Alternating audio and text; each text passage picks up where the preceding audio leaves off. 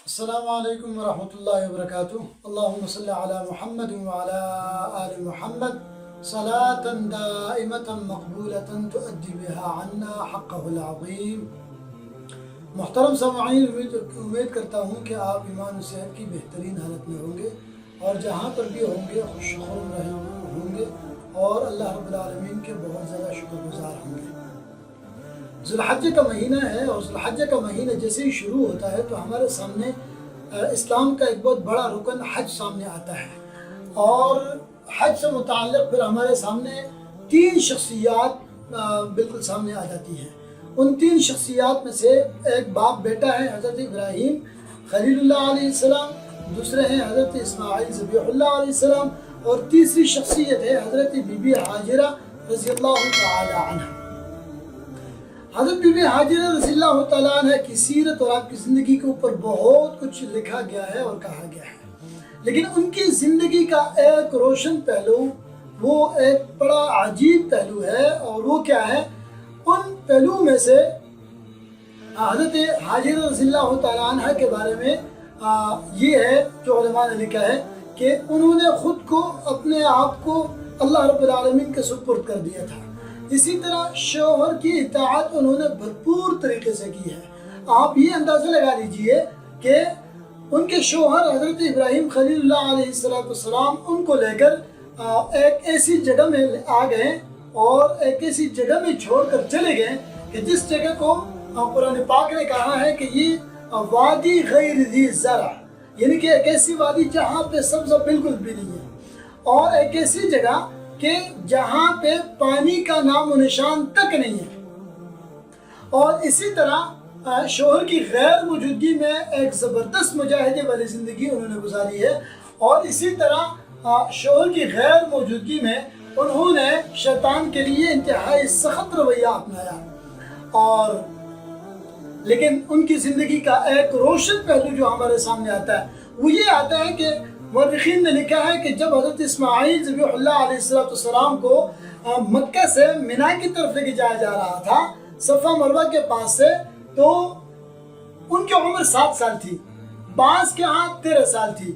جو بھی عمر لی جائے، لیکن یہ بچپن اور لڑکپن کی عمر ہے۔ اور اس بچپن اور لڑکپن کی عمر میں اگر ہم دیکھیں تو اس بچپن اور لڑکپن کی عمر میں جب باپ نے ایک چھوٹی سی بات کا اظہار کیا، ایک خواب کا اظہار کیا کہ میں یہ خواب دیکھ رہا ہوں، انی ارا فی المنام انی اذبحک فانظر ماذا تری۔ اب اس کا جواب اس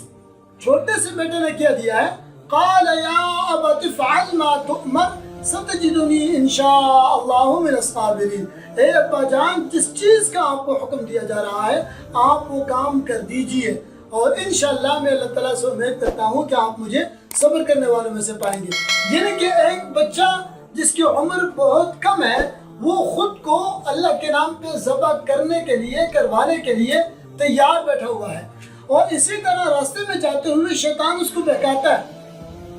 اس کے کان میں باتیں کرتا ہے کہ تمہیں ذبح کرنے کے لیے لے کے جایا جا رہا ہے، لیکن پھر بھی وہ بیٹا آگے کیا کرتا ہے؟ شیطان کو دھتکارتا ہے۔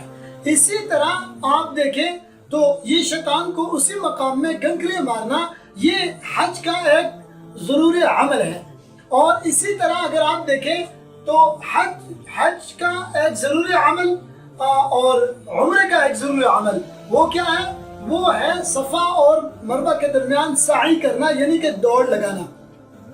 تو آپ اس بات کو دیکھ لیجئے کہ اس چیز کو ہزاروں سال پہلے ایک خاتون نے ادا کیا، اور اس خاتون کے عمل کو اللہ کریم نے اس امت مسلمہ کے لیے حج اور عمرے کا عمل قرار دیا، اور کہا گیا کہ یہ عمل آپ کے لیے کرنا ضروری ہے، واجب کے درجے میں ہے۔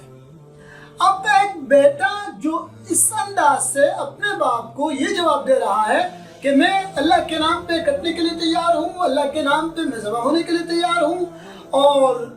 تو آپ اس بات سے اندازہ لگا لیجئے کہ آخر یہ کیا تھا۔ اگر آپ غور کریں تو حضرت ابراہیم خلیل اللہ علیہ السلام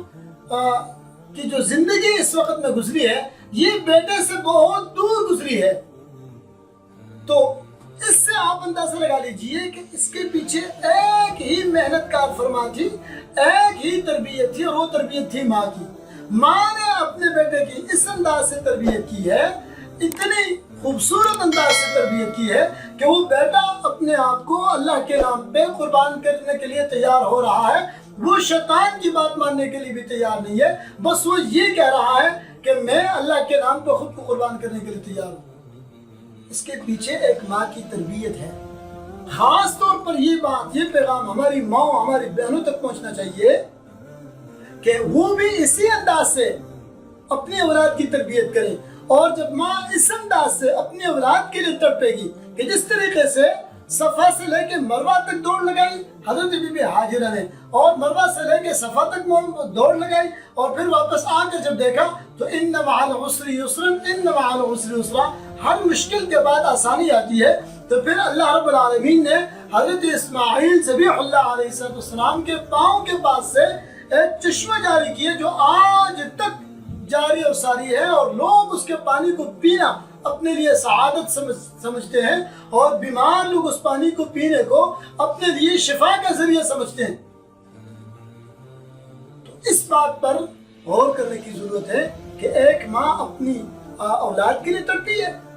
ان کے لیے وہ دوڑی ہے، بھاگی ہے، اور اس عمل کو اللہ نے اس امت کے لیے عظیم رکن بنا دیا ہے۔ آج ہزار سال گزر گئے، حضرت بی بی ہاجرہ رضی اللہ تعالی عنہ کا نام قائم اور دائم ہے، اور ان کے اعمال کو اللہ نے حاجیوں کے لیے لازم قرار دیا۔ اس سے ہماری ماؤں اور ہماری بہنوں کو یہ سبق حاصل کرنا چاہیے کہ ہم بھی اپنی اولاد کی تربیت کریں، اور اچھے انداز سے تربیت کریں، اور اس انداز سے تربیت کریں کہ ہم